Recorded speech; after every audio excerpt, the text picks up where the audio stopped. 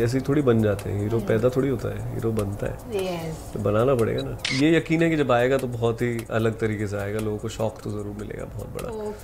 मुझे सीखना बहुत पसंद है। मुझे लगता है कि एज एन एक्टर हमको सीखना बंद करना चाहिए, या हम कभी भी one of the best actor बन सकते हैं। चाहे अगर मैंने कल को 60, 70, 100 फिल्में भी कर ली, मुझे लगता है तब भी मुझे सीखना पड़ेगा। तो वो लाइन भी मुझे नहीं लगा था कि इतनी बड़ी हो जाएगी, और मुझे लगता है जिस अंकल से मैंने वो लाइन चुराई है उनको भी नहीं पता शायद वो लाइन इतनी बड़ी मीम या वो इतनी बड़ी हो गई है। अपनी लाइफ में भी बहुत सारी इंपॉर्टेंट चीज़ें होती है जो हम भूल जाते हैं, क्योंकि हम दूसरों की लाइफ में फोकस करने लग जाते हैं। अरे वो तो उधर है, अरे वो यहाँ पे भी है, अरे वो वहाँ क्या कर रहा है, उसने ये नया।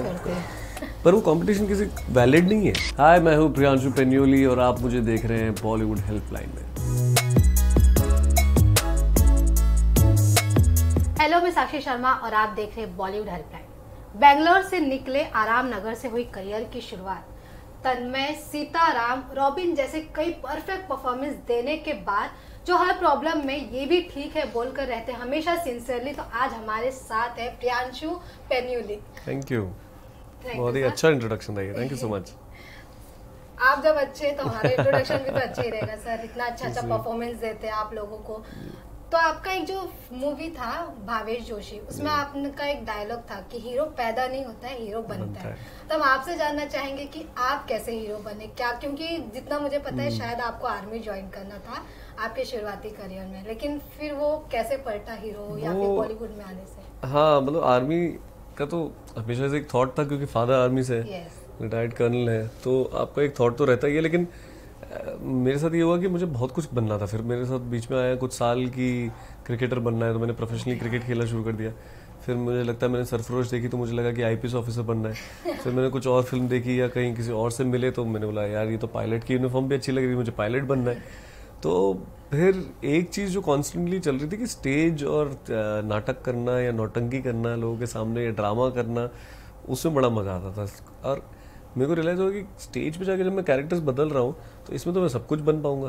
तो मैंने सोचा एक्टर बन जाते हैं, इससे क्या होगा कि सब कुछ थोड़ा थोड़ा तो जी लेंगे। तो हाँ, मतलब फिर उससे क्या होगा कि अब एक कॉप बन रहे हैं एक रोल के लिए, तो आप पुलिस वाले बन गए प्रॉपरली। अभी आप मेजर राम कर रहे हैं पीपा में, तो आप आर्मी ऑफिसर बन रहे हैं 71 वॉर के।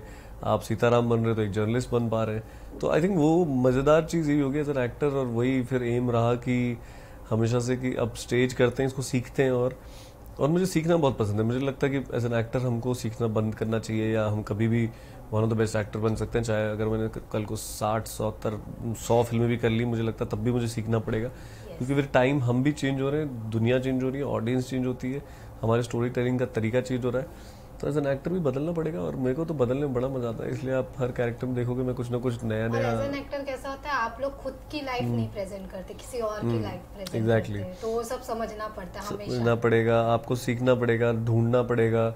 और ढूंढने के लिए मुझे लगता है घर में बैठ के नहीं हो सकता। तो मुझे इसलिए घूमना पसंद है। तो मैं हमेशा कहता हूँ कि घूमो जिससे आप ढूंढोगे, क्योंकि उसमें क्या होता है कि लोग मिलते हैं आपको नए नए तरीके से। तो मैं कभी भी पहाड़ों में निकल जाता हूँ, मैं कभी जंगल में चल जाता हूँ, कभी इंटरनेशनली घूमने चल जाता हूँ।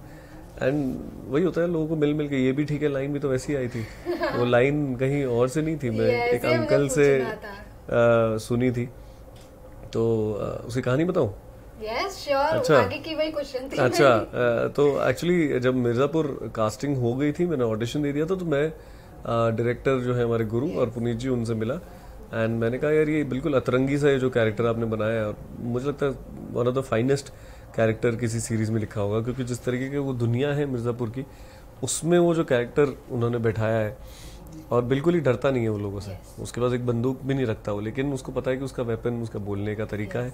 वो लोगों का ब्लैक एंड व्हाइट करता है, उनकी वीकनेस उसके पास है पैसा। आपका एक्सप्रेशन और आपका बोली लोगों का ध्यान अट्रैक्ट उस पे लोग मतलब उसी से रॉबिन को जानते हैं जी।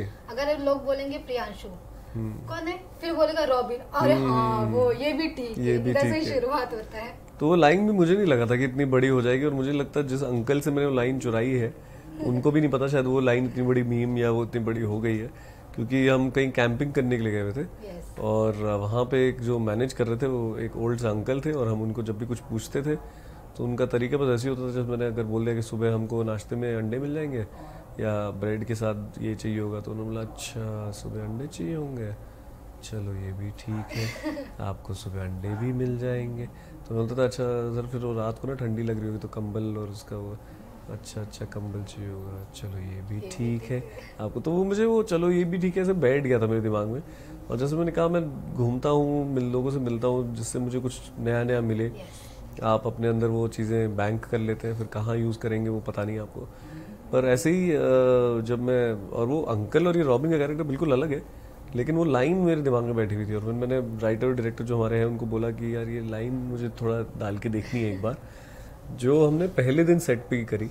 और वो सीन में मैंने जब डाली तो सबको पसंद आया, बोला कि, और आप ये देखोगे तो वो लाइन मैं अपने आप से ही बोलता हूँ। कभी भी ये भी ठीक है सामने वाले को नहीं बोलता।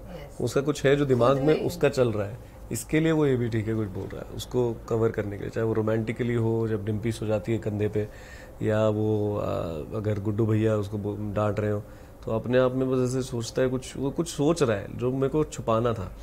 और एक तकिया कलाम होता है, बहुत सारे नॉर्थ में तो बहुत यूज होता है, मेरे चाचा बड़ा यूज करते थे अलग अलग तरह के तकिया कलाम। वो एक सस्पेंस क्रिएट करता है, ये तो इसीलिए वो मन में सोच के कुछ तो सोच रहा है वो, तो वो उसको मैं नहीं दिखाना चाहता था कि क्या उसके चल रहा है दिमाग में। बस वैसे ही रहा, इंटरेस्टिंग रहा, लेकिन जो हो गया उस लाइन के साथ, आई थिंक वो एक आइकॉनिक लाइन बन गई बस। इवन अब वो एक लोगों के लिए मोटिवेशन बन गया है, कोई भी प्रॉब्लम हो ये भी ठीक है, हो जाएगा। मतलब लोगों ने, मुझे बहुत लोगों ने बोला कि 2020 में वो एक ऐसी वो क्योंकि इतना डिफिकल्ट साल रहा सबके लिए 2 साल वो लॉकडाउन वाला, कि अब कोई भी तकलीफ होगी, कोई भी प्रॉब्लम होगी, बस बोलो चलो ये भी ठीक है यार, ये भी देख लेंगे। जैसे आपने बोला कि मैंने कॉप्स का रोल, काफी रोल प्ले किया है आपने। कॉप्स का हो गया, या फिर सीताराम में उसके अलग कैरेक्टर हो गया, अभी जो लंकोटा है वो भी बहुत काफी अलग कैरेक्टर, मिर्जापुर में तो बहुत ही अलग कैरेक्टर है। तो ये सब, और आपके कैरेक्टर में कई सारे सीख रहते हैं। आपका जो भावेश जोशी का है उसमें भी एक अलग सीख था। आपका जो डिटॉक्स वाला मूवी था, सोशल मीडिया से दूर रहने का, वो भी अलग। आप ऐसे खुद स्टोरी पढ़ के स्क्रिप्ट चॉइस करते हो, या आपके पास सब ऐसे ही आते रहते हैं कि लोग खुद भी मोटिवेट होना, दूसरों को भी मोटिवेट? नहीं, वैसा नहीं था, वो बस पता नहीं खुद ही आ रहे थे वो। और वो हो जाता ना कि आपके साथ आप जैसे इंसान हो, थोड़ी बहुत चीज़ें आपकी तरफ वैसी आती है। मैं तो ये मानता हूँ कि आपको वैसे ही अट्रैक्ट करनी चाहिए चीज़ें। हाँ, आपको ये, मुझे ये श्योर रहता है कि मुझे किस तरह की चीज़ें नहीं करनी है, क्योंकि अगर मुझे वो उसके बारे में कुछ फील ही नहीं हो रहा, उस कहानी के बारे में, उस कैरेक्टर के बारे में, तो फिर मैं वो नहीं करता हूँ। चाहे कोई बात नहीं है कुछ टाइम काम ना कर रहे हो, क्योंकि प्रेशराइज होकर काम नहीं करना है। प्रेशर में होकर काम करोगे आपको खुद मज़ा नहीं आएगा। आपको मज़ा नहीं आएगा तो आप वो स्क्रीन पे अच्छा काम नहीं कर पाओगे। स्क्रीन पे अच्छा काम नहीं करोगे तो लोग आपको स्क्रीन पे, हाँ, स्क्रीन पे आपको पसंद नहीं करेंगे।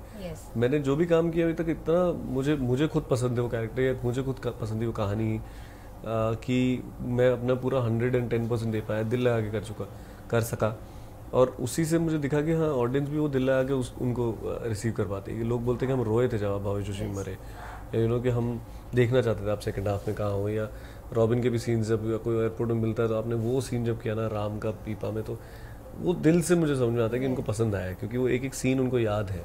मतलब आप उसमें पूरा एकदम घुल मिल जाते हो, मुझे ऐसा परफॉर्म करना है। मतलब मजा उसी में आता है।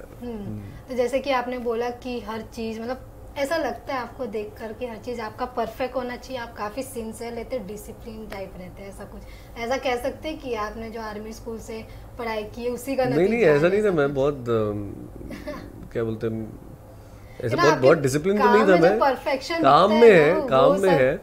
मैं वैसे तो बहुत लेजी टाइप का आदमी हूँ। मुझे, आप लोग नॉर्मली जब सेट पे मिलते हैं अलग होता हूँ, मैं बाद में मिलता हूँ मैं बहुत अलग होता हूँ। घर पे आप देखोगे तो मैं काम नहीं करता हूँ कुछ भी, मैं बहुत, पर ऐसा नहीं है। मेरा ये है कि अगर करना है, लाइफ की मोटो रहा है, कुछ भी करना है, चाहे मैं खाना बना रहा हूँ, चाहे मैं दोस्त के साथ बाहर हूँ, चाहे मैं पिक्चर देख रहा हूँ, मैं 100% देना चाहता हूँ। या तो मत करो। अगर मुझे बहुत गुस्सा आता है, मेरे आसपास अगर कोई बातें कर रहा होता है ना कुछ देखते हुए, मैं तो डांट देता हूँ उनको। बोलते यार देखना है तो ढंग से देखो, वरना मत देखो। आप बोले मैं लेजी हूँ, तो घर पे वो 100% करते हो? 100%। जब मैं लेजी हूँ तो लेजी हूँ, मतलब ऐसा नहीं कि आधा लेजी हूँ कि मुझे बोलेगा उठ के चले जाए यार वो ले आ, मेरा नहीं, मैं अभी लेजी हूँ, तो मैं 100% लेजी हूँ। तो वो आई थिंक वो सही है मेरा, वो सही चल रहा है बैलेंस। कि जब, और अगर मैं एनर्जी डालूंगा, आप सुबह 3 बजे बोलोगे उठ के आ जाए, फिर मैं उठ के आ जाऊंगा, तो वो एनर्जी आपका दिखता है लोगों के सामने। हाँ, शूटिंग के टाइम पे फिर मैं पीछे नहीं हटता। तो फिर आपका वो कमबैक आ ही जाता है लोगों से। वो आपका परफॉर्मेंस लोगों को दिख रहा है वो कि यार ये मेहनत डाली है, लोगों को दिख रहा है कि वो दिल से काम किया गया। और मुझे लगता है मेन चीज़ सच्चाई होती है उनको। अगर वो सच्चाई दिख रही है, अगर मैं सिर्फ एक्टिंग करके निकल रहा हूँ ना, अगर आपको मेरी एक्टिंग में एक्टिंग दिख रही हो, तो फिर तो क्या है, वो बोलेगा ये तो आके डायलॉग बोल के निकल गया, अरे ये बस आगे स्टाइल मार के चला गया। फिर वो आगे आपको चांस नहीं मिलता है, क्योंकि अब आप तो एक के बाद एक कितना अच्छे सीरीज कर रहे हो, आप मूवीज कर रहे हो, अगर आपका वो नहीं रहता 100% तो शायद नहीं आप उधर ही रुक जाते। ऑल्सो हम मेरे कोई भी इंडस्ट्री में मेरा कोई नहीं है दूर दूर तक, मेरे चाचा मामा फूफा कोई नहीं है, तो मेरा सिर्फ काम से ही काम मिलेगा। आपके पापा भी तो आर्मी ऑफिसर हाँ हाँ, कोई रिलेटिव में भी हमारे दूर दूर तक इस फील्ड से कनेक्टेड नहीं है।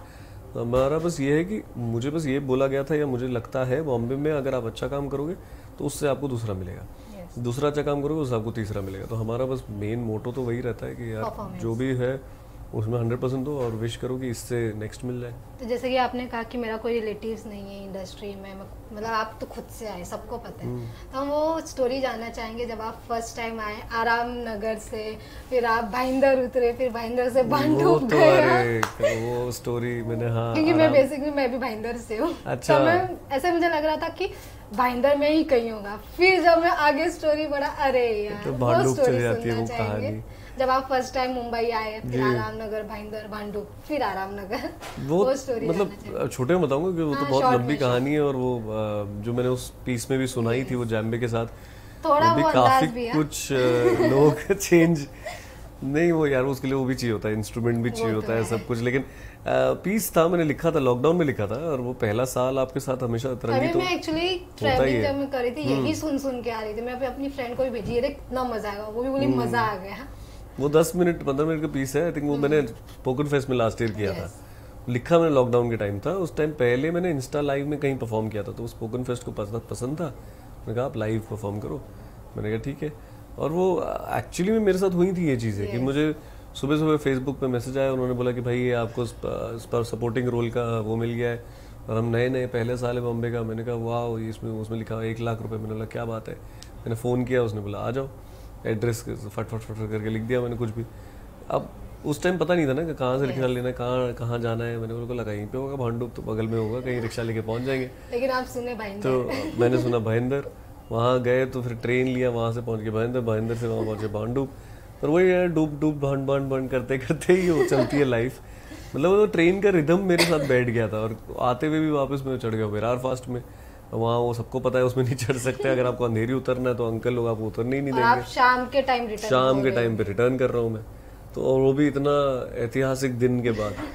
तो आई थिंक पर ये सब कुछ सिखाता है आपको। आई थिंक वो मैं जब वापस मुझे भी याद है उस शाम को जब रिक्शा में बैठा और फिर वापस घर आ रहा था, तो सब मतलब जितनी भी कठिनाइयाँ होती है, जो भी डिफिकल्ट होती है, लेकिन आप अपने आप को बोल देते हो कि चलो यार ये भी ठीक है, ये भी ठीक है, इसके आगे भी बढ़ेंगे, कुछ ना कुछ तो करेंगे, क्योंकि अपने आप को जब तक हम बदलेंगे नहीं, कुछ करेंगे नहीं, इन चीज़ों को फेस नहीं करेंगे तो सीखेंगे नहीं। और मुझे लगता है सीखना बहुत ज़रूरी है। और अगेन जहाँ से आपने शुरुआत किया तो मैं वहीं पे एंड करूँगा कि वो अपने आप को, फिर मैंने वही बोला कि ऐसे ही थोड़ी बन जाते हैं, हीरो पैदा थोड़ी होता है, हीरो बनता है। तो बनाना पड़ेगा ना। ऐसा लगता है कि आप लोगों को ज्यादा नोटिस करते हैं, आपका जो आसपास, क्योंकि वो जो आपने स्टोरी टेलिंग किया था उसमें भी अच्छा कई सारे वर्ड्स थे जो लोग बोलते हैं, डेली कन्वर्सेशन में यूज करते हैं, ये भी ठीक है, तो ये तो डेली कन्वर्सेशन का था, लेकिन आज वो इतना हिट डायलॉग बन गया, हिट लाइन बन गया, अब लोग पहचान मिल गई, वो लाइन को पहचान मिल गई। तो ऐसा लगता है आप ज्यादा लोगों को ऑब्जर्वेशन करते हैं। हाँ, मतलब मुझे लगता है कैरेक्टर्स, कहानियां भी हम जब तक आसपास के लोगों से नहीं निकालेंगे, और अगर मैं कैरेक्टर्स आसपास, हमारे आसपास ही होंगे ना, अगर मैं सिर्फ अपने आप को प्रेजेंट करता रहूँगा, जो मेरी सोच है, जो मेरे तक बोलने का तरीका है, तो आपको शायद 1 बार 2 बार 3 बार पसंद आ जाए, लेकिन फिर बोलोगे यार ये सेम एक्टिंग कर रहा है। होता है ना बहुत सारे एक्टर्स के साथ, आपने भी देखा होगा, मैंने भी देखा है, नाम नहीं लेंगे, लेकिन हमें लगता है कि हाँ ये सेम एक्टिंग कर रहा है। क्यों? क्योंकि वो लोग घर में बैठ के सोच रहे हैं कि ये कैरेक्टर मैं कैसे करूँ। घर में बैठ के सोचोगे तो आप वैसे ही करोगे जैसे आपकी सोच है, लेकिन बाहर जाएंगे, लोगों को मिलेंगे, 10 तरह के लोगों से मिलते हो आप, कितना कुछ है हमारे देश में ही कितना कुछ है यार।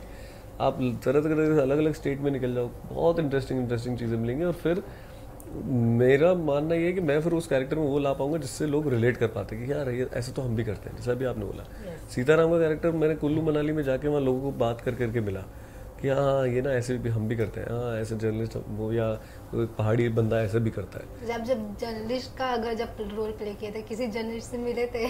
मैंने नहीं, मेरे को एक तो कुल्लू मनाली का वो एक्सेंट पकड़ना था, उसके बाद मैंने यूट्यूब वीडियोस देखी बहुत सारी कि वो जो पहाड़ी वहाँ के जो ऐसे जर्नलिस्ट हैं वो कैसे बात करते हैं, कैसे बिहेव करते हैं। और उसके अंदर अगर आप देखोगे तो वो एक अलग सी आग थी, क्योंकि वो अपना छोटा सा चैनल चला रहा है। अब उसको जाना है दिल्ली कि बड़े किसी न्यूज़ चैनल में काम करूँ, तो इसीलिए उसका अंदर का वो जो कैमरे के सामने तेज बात करने का तरीका अलग था। चार्ली के साथ वो अलग होता है, इमोशनल हो जाता है। तेज तो एक्चुअली होता है, मेरा जो आजकल के रिपोर्टर्स है वो लोग बोलते नॉर्मल है, लेकिन जब शुरू होते हैं तब वो लोग चेंज हो जाते हैं, वॉइस एकदम लाउड हो जाता है। हाँ मैंने देखा है वो लोग नॉर्मली आपसे बात आप भी करते हो ऐसे? मतलब जब घर पे बोलना, जब मतलब रिपोर्टर हम बन गए तो जब मैं बोलना शुरू की घर पे सब बोलते हैं थोड़ा स्लो। वही वो होता ही, एनर्जी आ जाती है। मैंने भी देखा है, लोग सामने सामने भी चेंज हो जाते हैं। आप तो मेरे से नॉर्मली बात करो, लेकिन जब बहुत सारे रिपोर्टर्स होते हैं जो आपसे ऑफ कैमरा अलग से बात करोगे, लेकिन जैसे कैमरा होगा जैसे हाय हेलो मैं बोलने वाली हूँ, इनके साथ बैठी हूँ, तो सडनली चेंज हो जाते हो। तो वो होता ही है, वो सबके आई थिंक वो चेंज आता है। लेकिन जैसे आप कर रहे हैं वो बहुत खूब है, ऐसे करते रहिए। जैसे कि आपने भावेश जोशी में एक स्टोरी बताया था कि आप सोशल मीडिया से अलग रहकर खुद को प्रेजेंट करते हैं। तो आज की जनरेशन में क्या हो गया है ना, सोशल मीडिया काफ़ी अच्छा इम्पैक्ट तो पड़ा, लेकिन काफ़ी बुरा इम्पैक्ट भी पड़ा। तो आपका इस पे क्या ओपिनियन रहेगा कि आपने मूवी भी उस पे बनाया है, तो उसमें आपका क्या ओपिनियन रहेगा? मुझे लगता है सोशल मीडिया को यूज़ करना चाहिए, उससे कंज्यूम नहीं होना चाहिए। आप सोशल मीडिया को यूज़ करो, सोशल मीडिया को आप को यूज़ ना करने दें। आप उस पर मतलब इतना मत घुस जाओ कि आपकी ज़िंदगी बन जाए, उसमें नहीं ज़िंदगी बन सकती। ज़िंदगी में बहुत सारी चीज़ होती है करने के लिए, तो आई थिंक बाहर निकलना बहुत ज़रूरी होता है। उसके लिए अपना टाइम निकाल लीजिए, कभी कभी ज़्यादा कर लो। हम करते हैं, जब हमारा प्रमोशन आ रहा होता है हम लगे रहते हैं, इंस्टाग्राम में डालते रहो, सबको भेजते रहो, वो टाइम अलग होता है। फिर मैं छुट्टी लेता हूँ तो मैं छुट्टी ले लेता हूँ, साइड कर देता हूँ उसको। अपने टाइम में हाँ नहीं, फोटोज़ खींचता हूँ। हम लोग कहीं घूमने जा रहे हो तो फोटो वीडियोज़ डालते रहते हैं, लेकिन ऐसा नहीं कि हमेशा बैठ के बाकियों के भी देख रहे हैं क्या कर रहे हैं। तो आई थिंक अपने आप को डिस्कनेक्ट करना जरूरी है, बिकॉज अपनी लाइफ में भी बहुत सारी इंपॉर्टेंट चीज़ें होती है जो हम भूल जाते हैं, क्योंकि हम दूसरों की लाइफ में फोकस करने लग जाते हैं। अरे वो तो उधर है, अरे वो यहाँ पे भी है, अरे वो वहाँ क्या कर रहा है, उसने नया। पर वो कंपटीशन किसी वैलिड नहीं है ना। वो आपके साथ बैठ के वहाँ कंपटीशन कर रहा है, आप यहाँ बैठ के यहाँ कंपटीशन कर रहे हो, क्या है कॉम्पिटिशन? या तो फिर एक ही रेस में भागो ना, फिर मतलब आप रेस किसके साथ कर रहे हो? सोशल मीडिया ने एक वो कंपटीशन हवा में बना रखा है, वो मेटावर्स का कंपटीशन है, वो डिजिटल है, पर फिजिकल वर्ल्ड को हम भूल रहे हैं। तो मैं चाह रहा हूँ कि बीच बीच में लोग फिजिकल वर्ल्ड में आए। स्पोर्ट्स बहुत इंपॉर्टेंट है, आई थिंक किसी चीज़ की फिटनेस हमेशा रहनी चाहिए। फैमिली बहुत इंपॉर्टेंट है, फ्रेंड्स बहुत इंपॉर्टेंट है। इन सब को में ध्यान नहीं देंगे तो मतलब ये साथ साथ चलते रहना चाहिए, इसको बस ऐसे यूज़ कीजिए। मुझे लगता है आप स्पोर्ट्स से ज़्यादा कनेक्टेड है अभी। पहले बहुत था, पहले बास्केटबॉल टीम, क्रिकेट, जैसे मैंने कहा प्रोफेशनली हमने काफ़ी खेला है, रीजनल लेवल तक मैं खेलता था। अभी भी ऐसे रनिंग मुझे बहुत पसंद है। अभी टाइम नहीं मिल रहा था तो इतना नहीं खेल पाता, लेकिन हाँ मतलब स्विमिंग से लेके सब बहुत मुझे लगता है एथलीट्स से हमें जनरली लाइफ में मैं तो बहुत इंस्पिरेशन लेता हूँ। मतलब बंदा हर दिन भागता रहता है, ठीक है। अब वो उसकी रेस हर दिन नहीं है, रेस उसके लिए वो तैयारी कर रहा है। वो हर दिन अपने आप को फिट नहीं रखेगा मेंटली और फिजिकली, 100 मीटर हर दिन नहीं भागेगा, तो जिस दिन उसको ओलंपिक्स में चांस मिलेगा उसके लिए वो तैयारी कर रहा है। उसकी रेस हर दिन थोड़ी हो रही है, वो थोड़ी बैठा हुआ है कि जब रेस आएगी ना मैं तभी भागूंगा, तो ऐसा तो हो नहीं सकता। और बहुत सारे हम आर्टिस्ट लोग ऐसे करते हैं कि जब मौका मिलेगा ना तब मैं दिखाऊंगा। अरे लेकिन मौका मिलने के टाइम तक तैयारी तो करो, मौका मिलने तक आप अपने आपको रेडी तो करो। तो वही है कि मतलब आप चाहे 5th down 6th down batting में होगे, लेकिन शायद एक बॉल मिले आपको खेलने के लिए और उसमें 6 मारना पड़ेगा ना, तब वही है। Favourite sports person? Favourite sports person मेरे को मतलब हमेशा से सचिन तेंदुलकर रहे हैं, फिर उसके बाद MS धोनी आए। मुझे एज इंसान और एज कैलिबर दोनों तरीके से। बाहर मेरे पास रॉजर फेडरर टेनिस में बहुत ही फेवरेट रहे। लायनल मेसी का एक बहुत बड़ा फैन। और फिर हम कहना चाहेंगे जैसे भावेश जोशी में आपने रोल प्ले किया था इंसाफ दिलाना, जो लोग गलत करते हैं उनको सीख देना। अगर आपको कोई ऐसे सुपर पावर या फिर कोई पोजीशन मिलता है तो आप क्या और क्यों चेंजेस करना चाहेंगे, किसमें और क्या चेंजेस करना चाहेंगे? मतलब छोटी चेंज तो वो तो उतना तो मेरे भावेश जोशी में भी था जो मैं कर रहा था, लोगों को ट्रैफिक ठीक करना। मुझे ट्रैफिक से बहुत बड़ा प्रॉब्लम है, बहुत बेसिक चीज़ है। ये तो बेसिक, वो हम फॉलो नहीं कर पा रहे हैं। मेरे को लगता है मैं लोगों के अंदर डिसिप्लिन डालूंगा धीरे धीरे करके, या उनके अंदर मेरे को कुछ ऐसा मिल जाए ना डंडी की, मैं करके चेंज कर दिया, उनकी सोच चेंज कर दी। उस इंसान को चेंज नहीं किया, उसके पास सोच चेंज कर दी कि उसने रेड लाइट पे रुक जाओ यार, बेसिक है मतलब वो उतना साइड से कट मार लिया, उल्टा आ रहे हो। यू टर्न नहीं है फिर भी यू टर्न। मैंने काफी एशियन कंट्री में देखा, मेरी बहन ताइवान में थी, वो कंट्री चुपचाप चलती है, इतने डिसिप्लिन लोग हैं वो, और बहुत सारी बड़ी बड़ी प्रॉब्लम है ना आप डिसिप्लिन से निकाल सकते हो। वो कोविड में सबसे पहले बाहर हुई थी वो कंट्री, मतलब क्लीन हो गई थी जब हम यहाँ पे लॉकडाउन में जा रहे थे। हमने इतना कुछ सफ़र किया क्योंकि हम लोग नहीं मानते, चीज़ें नहीं मानते। हम लोग 10 बार तो पहले सवाल पूछते हैं, मास्क क्यों पहनेंगे हम, क्यों पहनना जरूरी, क्या है, ये है वो है। अरे बहुत इशू होता है, बहुत इशू होता है। तो उसके बाद हम फाइन नहीं रहता तो शायद कोई नहीं पहनता। सवाल ज़्यादा उठाते हैं, काम कम करते हैं। आप पहले काम करो, फिर अगर आपको नहीं जम रहा है तब सवाल उठाओ। आई थिंक वो बेसिक चीज़ें शायद मैं, हाँ मेरे पास कुछ पावर होती तो मैं बस लोगों की सोच चेंज कर रहा होता। ये अच्छा था, ये भी ठीक है। ये भी ठीक है।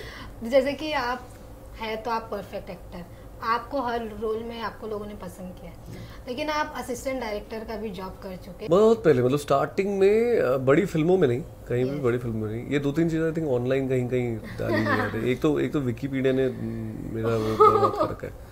विकी में बहुत सारी चीजें पहले विकीपीडिया चेंज करना, मुझे चेंज करना चाहिए। हाँ मेरे को बोलना पड़ेगा टीम को, क्योंकि उसमें मॉडलिंग लिखा हुआ है, मॉडलिंग से शुरू किया था। उसमें लिखा असिस्टेंट किया था, उसमें लिखा है मुंबई में पढ़ाई करी थी। ये सब गलत है। ये तो मैंने ना मैंने मुंबई में पढ़ाई करी है ना। तो अच्छा मैंने विकीपीडिया नहीं पढ़ा। हाँ अच्छा हुआ।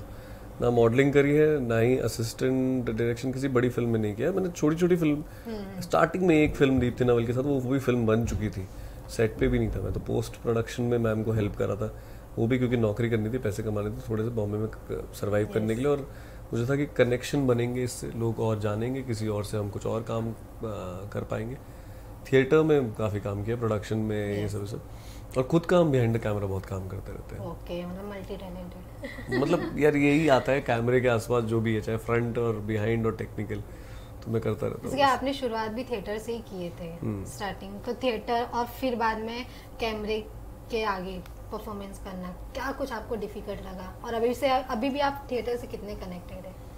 नहीं, थिएटर से मैं तो हमेशा कनेक्टेड रहना चाहता हूँ। अभी थोड़ा मौका नहीं मिल पा रहा है इतना करने का, क्योंकि एक प्ले को बनाने में कम से कम 2-3 महीने लगते हैं, इसके कमिटमेंट लेवल थोड़े अलग हो जाते हैं। अभी क्योंकि शूटिंग की गाड़ी चल रही, तो हम इसको भी चला रहे हैं अच्छे से, पर बीच बीच में जब भी मौका मिलता है प्लेज करते हैं। आइडिया ये है कि दोनों बहुत अलग फॉर्म है। वहाँ एक्टिंग का तरीका भी अलग है, टेक्निकली भी अलग है, और लाइव ऑडियंस के सामने जब आप एक्टिंग करते हो तो एक्टर ज़्यादा पावरफुल होता है। आपको बीच में कोई डायरेक्टर ही नहीं बोल सकता नहीं कट फिर से करो। यहाँ वो 2 घंटे आपके होते हैं, फिर बाद में पॉइंटर्स मिलते हैं कि ये कर सकते थे, ये कर सकते थे, और आप अपने आप को एक्सप्लोर करते रहते हो। मैंने एक इंटरनल अफेयर्स करके एक शो किया है, मैं, श्रेया पिलगांवकर, शिखा तलसाने, हुसैन दलाल, हमने कुछ 100 शोज़ कर रखे हैं उस प्ले के। 100, हाँ हमने इस साल लास्ट ईयर 100 ख़त्म किया था उसके। अभी भी वो जब भी हम करेंगे हमें मज़ा आता है। क्यों? क्योंकि वो एक कुछ तो नया निकल के आता है हमेशा। 6 महीने बाद हम करेंगे फिर से, मतलब 110 शो करेंगे तब भी हम कुछ नया निकल के आएगा। कैमरे में अलग टेक्निकलिटी, कैमरे में हमको 10 टेक देने होंगे, लाइक 10 के 10 को पकड़ के रखना है, 10 के 10 को शायद तब भी ना मिले क्योंकि डायरेक्टर बोल रहा है कि नहीं कुछ और चाहिए था, उसकी टेक्निकलिटी। जैसे कि नोटिस किया है मैंने, जो थिएटर से निकल कर आते हैं ना, वो लोग की एक्टिंग काफी परफेक्ट रहती है। हाँ, पर मैं वो नेचुरल काफी रहती है। नेचुरल इसलिए रहते हैं क्योंकि वो थोड़े से मंझे हुए हो जाते हैं, क्योंकि आप अपने साथ बहुत काम कर रहे हो। जैसे मैंने बोला तैयारी कर रहे हैं, जैसे एथलीट हर दिन तैयारी कर रहा है, एक एक्टर थिएटर में जाके हर दिन रिहर्सल करते करते अपने साथ काम किया जा रहा है। और मैंने स्टेज पे 6 साल से लेकर 60 साल का बुड्ढा भी प्ले किया है, तो मैंने एक्सपेरिमेंट बहुत कर चुका हूँ अपने साथ। मैं एक 120 शोज मैंने अराउंड द वर्ल्ड किए, फ्रांस, रशिया, चाइना, टर्की, तुनीसिया, सब जगह जा जाके। तो मैंने 2000 से लेकर 200 की ऑडियंस के सामने भी स्टेज पे खड़ा हुआ हूँ, तो मुझे अपने साथ बड़ा कॉन्फिडेंस हो जाता है। आप तरह तरह के कैरेक्टर्स प्ले कर रहे हो तो आप एक्सपेरिमेंट के लिए ओपन हो जाते हो। तो आप अपने टूल को, हमारा टूल हमारी बॉडी, हमारी आवाज़, हमारी आंखें, ये सब है, हम इनके साथ काफ़ी काम कर चुके होते हैं।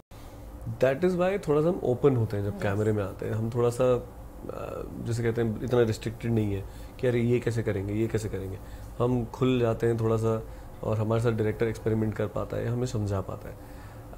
पर मैं ये नहीं मानता कि हर थिएटर एक्टर कैमरे के सामने अच्छा होता है, वो भी नहीं होता है। आप वो फिर कॉन्शियस हो जाता है कैमरे के सामने। नहीं, मतलब वो टेक्निकलिटी अलग है। जब आपको ये समझना अलग होता है कि कैमरे में जब लेंस लग रहा है 50 है, 30 है, अभी ये कैमरा वहाँ है, उसमें कौन सा लेंस लगा है, ये यहाँ लगा होता तो मुझे किस तरीके से परफॉर्म करना होता, ये आपके पीछे होता और 50 mm होता तो लेंसेज का भी होता है। हम उतना, मैं ये नहीं कह रहा हूँ लेंस के हिसाब से एक्टिंग होती है, लेकिन थोड़ा टेक्निकली आप समझते हो उस कैमरे की बात को। अब तक इतने सारे रोल प्ले कर चुके हैं आप, 100 एपिसोड मतलब 100 शो कर चुके हैं, तो अभी क्या लगता है आपको, क्या रह गया है मुझे ये रोल प्ले अभी करना तो बहुत है, अभी तो हम तो ग्रीडी एक्टर्स होते हैं, ग्रीडी तो मतलब रहना भी चाहिए इंसान की, जितना करो उतना और चाहिए होता है। अभी तो बहुत तरह तरह के डायरेक्टर्स के साथ काम करना बाकी है।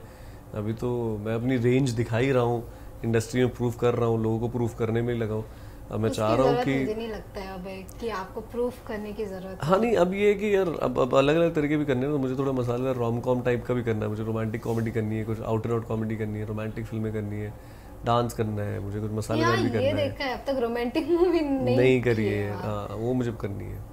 मतलब नेक्स्ट आपका लगता है वही प्रोजेक्ट रहेगा, आप उसी की स्क्रिप्ट ढूंढते रहोगे? ढूंढ तो मैं वही रहा हूँ, देखते हैं आता है कि नहीं, लेट्स सी। लेकिन सब उसी टाइप के आ रहे हैं। हाँ अभी सब इंटेंसिटी वाले आ रहे हैं सब। 2023 आपका काफी अच्छा रहा, एक के बाद एक वेब सीरीज आया, तो सबसे बेस्ट आपका कौन सा रहा, वेब सीरीज या फिर वो मेमोरीज? बोल नहीं सकते क्योंकि 23 तो बहुत ही स्पेशल रहा। यू टर्न आ गई अलाया के साथ, चार्ली चोपड़ा हो गया, पीपा हो गया, रशायला खोट हो गया, मतलब इसमें साल ही ऐसा बेस्ट रहा है मुझे लगता है।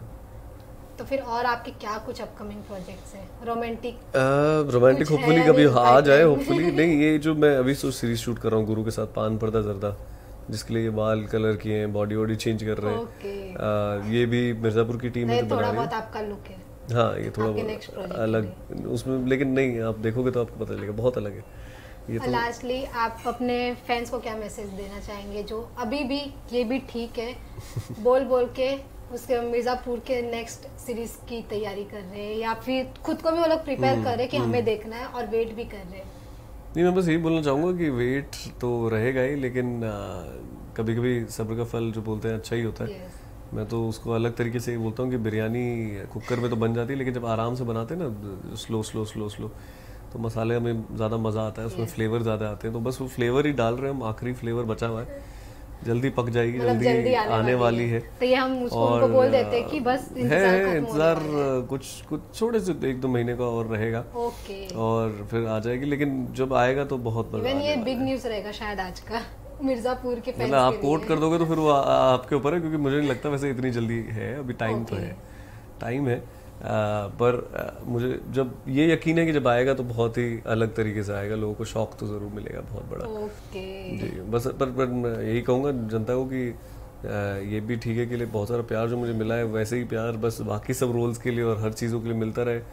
मेरा मेन मकसद ये है कि मैं अपना दिल लगा के काम करता रहूँ, आप लोगों के साथ कनेक्टेड रहूँ, क्योंकि जब तक मैं रियल रहूँगा मुझे लगता है कि सब मेरे से टच में रहेंगे और मुझे पसंद करेंगे।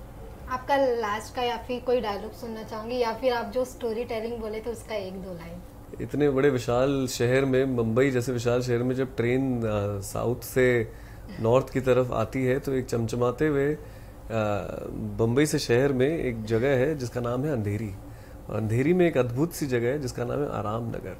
और ये चीज़ लाइन मैंने वहाँ नहीं बोली थी, लेकिन मैं ये बोलूँगा कि आराम नगर में आराम करके सो नहीं सकते, लेकिन आराम नगर में सपने ज़रूर देख सकते हैं। Yes, thank you so much, thank you so much। मतलब ये one of the best interview था। थैंक यू मेरा भी, थैंक यू सो मच। तो ये थे प्रियांशु, ये भी ठीक है बोलकर जो लोगों को देते हैं मोटिवेशन। तो इसी प्रकार के और भी इंटरव्यूज और अपडेट्स के लिए देखते रहिए बॉलीवुड हेल्पलाइन।